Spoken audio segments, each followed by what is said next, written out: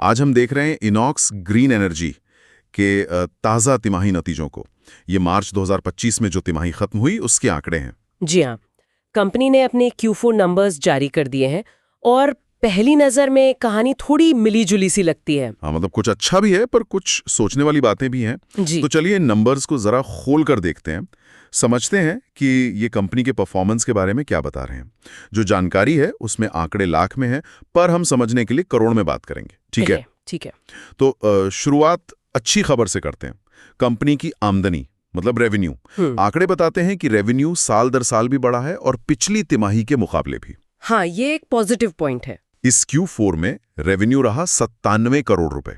पिछले साल इसी टाइम पर ये 84 करोड़ था और पिछली तिमाही मतलब Q3 में 74 करोड़। अच्छा। तो इसका मतलब हुआ साल दर साल करीब 16% ऊपर, और तिमाही दर तिमाही देखें तो लगभग 35% का उछाल। ये तो काफी अच्छा ट्रेंड लग रहा है ना। हाँ बिल्कुल, रेवेन्यू बढ़ना तो हमेशा अच्छा ही होता है और वो 35% तिमाही बढ़त काफी मजबूत दिखती है।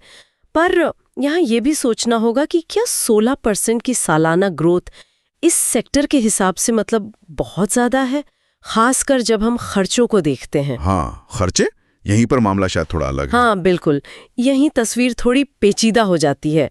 जानकारी ये है कि इस तिमाही Q4 2025 में कंपनी के कुल खर्चे बढ़कर 84 करोड़ रुपए हो गए, जबकि पिछले साल इसी तिमाही में ये 63 करोड़ थे। ओह, तो मतलब खर्चों में साल दर साल कितना करीब 35% की बढ़ोतरी। हाँ, लगभग 33%। अब इसको रेवेन्यू की 16% बढ़ोतरी के सामने रखिए। खर्चे आमदनी से आप कह सकती हैं दोगुने से भी ज्यादा रफ्तार से बढ़े हैं। ये एक बड़ा गैप है। 35%, ये तो वाकई काफी ज्यादा है।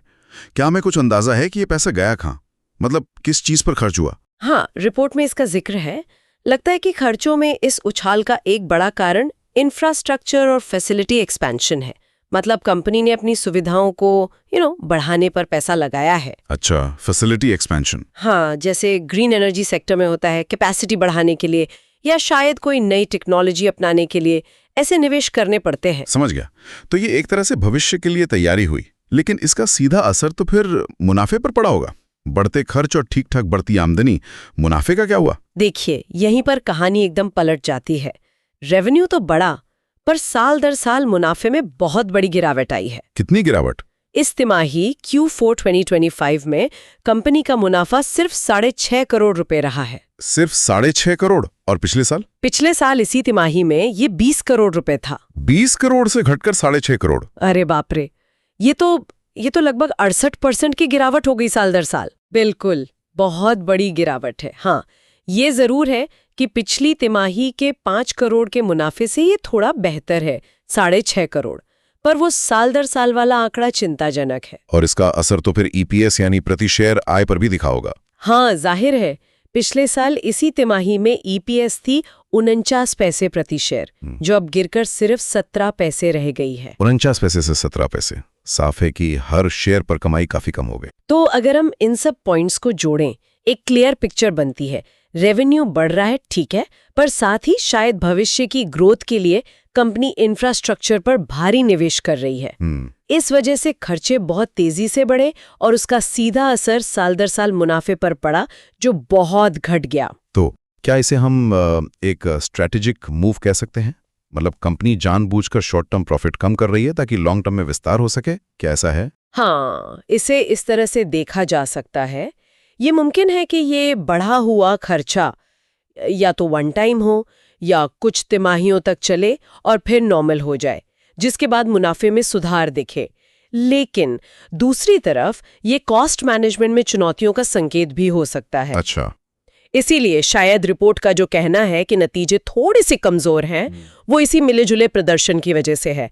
रेवेन्यू अच्छा पर मुनाफा गिरा हुआ। तो संक्षेप में कहें तो इनॉक्स ग्रीन एनर्जी के Q4 नतीजे एक मिक्स्ड बैग हैं।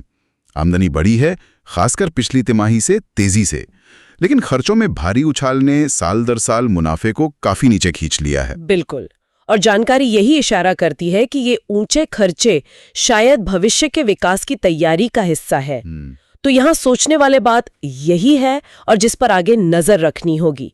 क्या ये निवेश वाकई भविष्य में उम्मीद के मुताबिक बेहतर मुनाफा दिला पाएगा, या फिर ये कंपनी के लिए एक्सपेंशन के साथ साथ लागत को काबू में रखने की एक बड़ी चुनौती साबित होगा। यही सवाल है। Thanks Alina and Gautam for your information. अगर आपको हमारे एक्सपर्ट की एडवाइस सही लगी तो वीडियो को लाइक एंड शेयर कर दीजिए, साथ ही साथ चैनल को दोस्तों सब्सक्राइब